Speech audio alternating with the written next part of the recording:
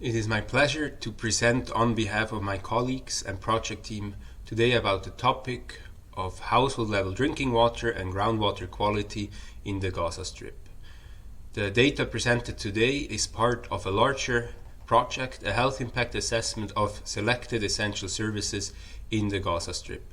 The project started in July 2019 and data collection was finished in August of 2023. At the beginning, in 2019, we started with reviewing and screening over 400 studies and documents, and we conducted 30 key informant interviews and meetings to compile a scoping study report, where we laid out the current situation and also identified knowledge gaps. These knowledge gaps were addressed with different investigations on the topic of groundwater, antimicrobial resistance, food supply, wastewater, and with a household survey. These investigations were led by the ICRC and Swiss TPH and were conducted in close collaboration with multiple partners and organizations. Today I will focus on results from the groundwater investigation and from the household survey. In the interviews and in the interaction with stakeholders, frequently concerns were raised about the quality of the groundwater. There were concerns that pesticides from agriculture, toxic chemicals from wastewater treatment plants, or pharmaceuticals or heavy metals from hospitals and urban activities could leak into the groundwater, cause pollution, and harm public health. To address this knowledge gap, we used a modified drastic model. In addition to the normal variables of a drastic model, we also included a variable on land use and land cover. With this, we produced a vulnerability map. This map shows us low, moderate, and high areas of vulnerability of the aquifer. Using this map, we selected wells to collect water for analysis.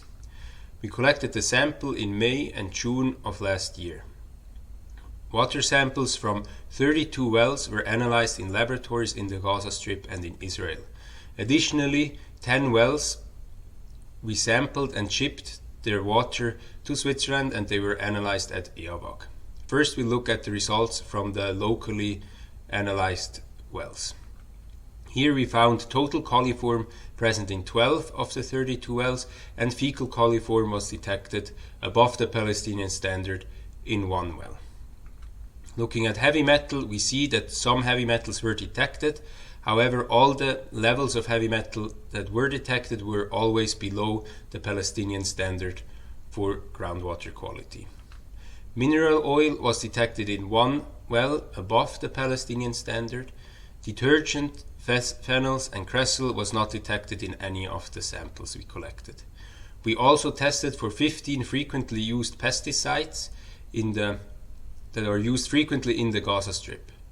In 12 of the 32 wells, we found the pesticide or their residues, but always at levels within the Palestinian standard. The 10 samples shipped to Switzerland were tested for 950 different substances. Of those, 42 were detected. Those were 32 pesticides, 10 pharmaceuticals, 2 industrial chemicals, 2 sweeteners, and 2 naturally occurring substances.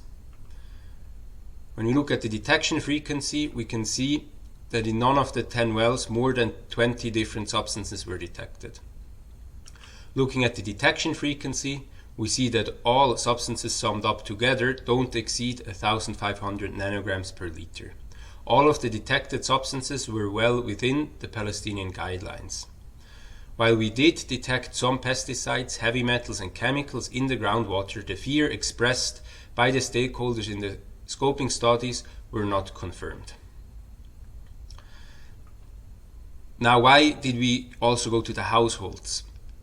As I showed you some results on groundwater quality, there is data available on quality in desalination plants, there's data available on quality in water networks or in tanker trucks, there's data available on the importance of storage and piping at the household level on their impact on water quality. But what we are interested in is in the end the water that the people consume, so we really wanted to test the water that is in their drinking glass. For this, we conducted a household survey from January to March 2023. We visited 905 households and interviewed 2,300 people. We also collected 902 water samples. The main water sources used in the households in the Gaza Strip are firstly tanker trucks, where tankers bring water from desalination plants to households and pump them in storage tanks at the household level. Secondly, public taps, where people from the household go with a container to the tap, fill it up and carry the water home. And thirdly, water piped from the municipality through a piped network into the household and into the kitchen. It's also important to know what those different water sources are used for at the household level. So we looked at hygiene and bathing, cooking and drinking as different uses. For hygiene and bathing, the big majority used the water piped from the municipality into their households. This already changes a lot with cooking water. Now 70% use tanker truck water and only 20% use the water piped from the municipality. The situation with drinking water is even more of a contrast to the hygiene water. Now 82% use the tanker truck water and only 4% are still using the water piped from the municipality. For the water quality we are looking at now, we always talk about the drinking water. When we look at fecal coliform, we found that in roughly 20% of the samples there are fecal coliform present. When we look specifically at the different sources, we see that for public taps there's a much bigger proportion with fecal coliform, with 50% of them having contamination. Looking at other water quality parameters, we see that the pH and electrical conductivity are for the large part of the samples within the WHO guidelines, indicated by the dashed line and the green line on the y-axis. Similarly, we see for nitrate and sodium that the majority is below the limit defined by WHO. There's a few samples above this limit, but the situation overall looks quite good. A different picture can be seen when we look at minerals. Here displayed by calcium and magnesium. Here the mineral content should be above the WHO guideline. However, you see that nearly all of the samples have very, very low concentration of minerals. This is due to the high use of desalinated water in the households. Now, what are the conclusions and implications from our findings?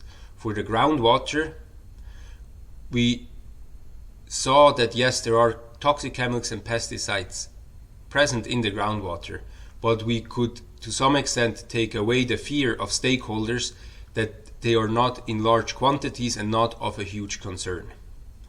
Our data collected is the first that looks at such a wide range of toxic chemicals and pesticides in the groundwater. Therefore, it can be used as baseline data of groundwater quality for comparison of future measurements of the groundwater in the Gaza Strip. In the households, we see that fecal contamination is an issue, but this is not surprising or new. This has been known and is a problem that has to be addressed. But we also saw that there's a low mineral content in almost all the water samples because of the use of desalinated water. If you consume desalinated water over a long period of time, this has potential negative impacts on health, such as poor mental health, poor dental health, or lower bone density, which is why this is also important to address and to stress. We saw that almost all households had access to different water sources. Insecurities around the water quality persist and they influence the choice of water source for different uses. Therefore, it's very important to make water quality monitoring accessible to the public so that they can have an informed choice about which water source they want to use for which use in their households. I want to thank you for your attention, and I want to thank all my colleagues and co-authors for their contributions, and I want to thank all the partners for their great collaborations.